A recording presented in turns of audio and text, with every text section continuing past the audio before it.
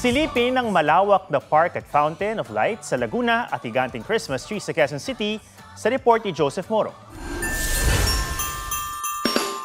San ka man tumingin, kumukuti-kutitap ang paligid kaya pasok sa pwedeng pasyalan ngayong Kapaskuhan ng park na ito sa Laguna. Lalo na ang kanilang 3, 2, 1. Fountain of Lights Festival.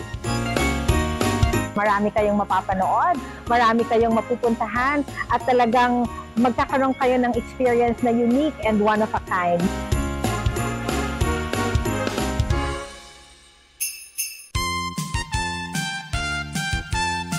Umiilaw na rin ang higanteng Christmas tree sa Quezon City Hall grounds, sinabayan pa yan ng pasabog na fireworks.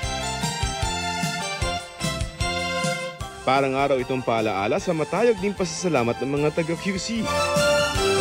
Nagigising ka ng masaya araw-araw. Blessing yun. Yan ang this year, the whole year. Sa buong buhay ko, yun. Yun ang laging blessing. Pwede na rin masilayan simula bukas ang kanilang Christmas on display. Masarap na sa mata, masarap na food pa ang pwedeng tikman sa hilera ng food stalls. Joseph Morong nagbabalita para sa GMA Integrated News. Tom Rodriguez, isa ng daddy. He's my greatest source of inspiration and very kasi I never hit naman. He's 4 months today.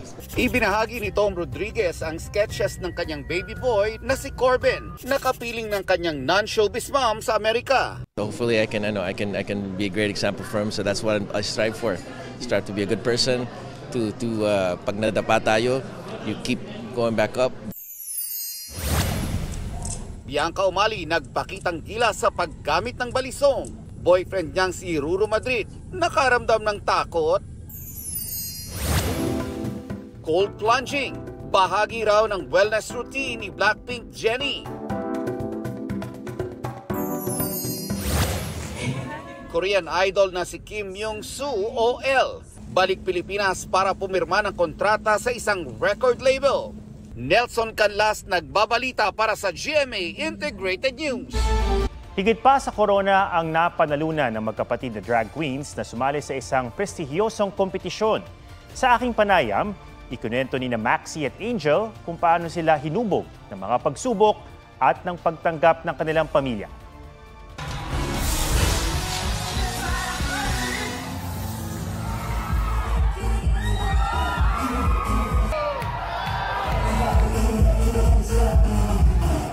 Hindi lamang ito isang palabas, kundi pantasyang nabuo ng dalawang reyna ng pamilya galang.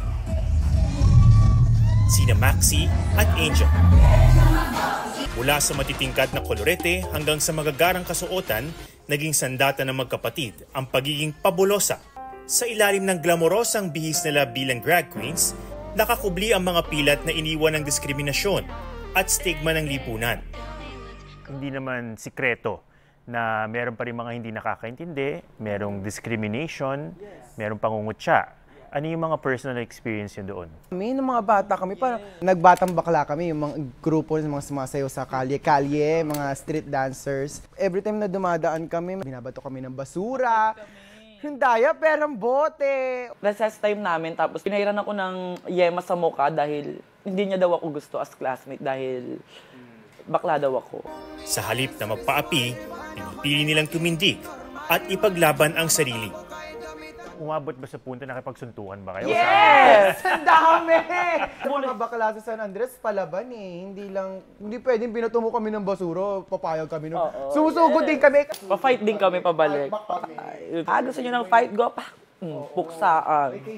Kung sa labas ng bahay, may mga nagtangkang tibagi ng kanilang kumpiyansa sa sarili, sa loob ng kanilang tahanan, nahanap nila ang pundasyon ng kanilang paninindigang ipaglaban ang karapatan.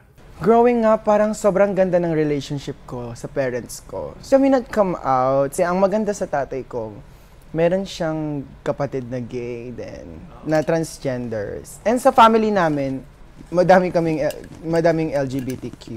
Mas nagkaroon naman ng kumpiyansa si Angel, tatanggapin at ipaglaban ang sarili sa tulong ng kanyang kuya na si Maxi.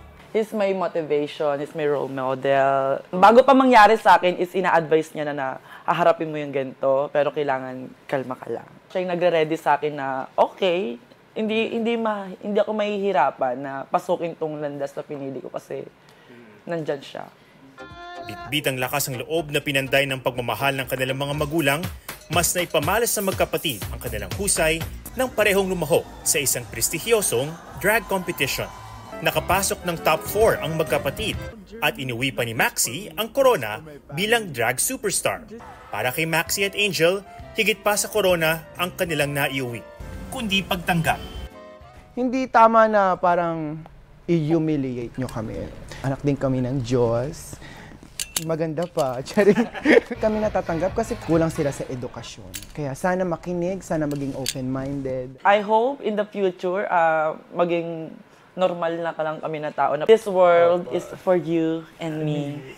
Huwag tayo magpuksaan. Tama na yung puksaan.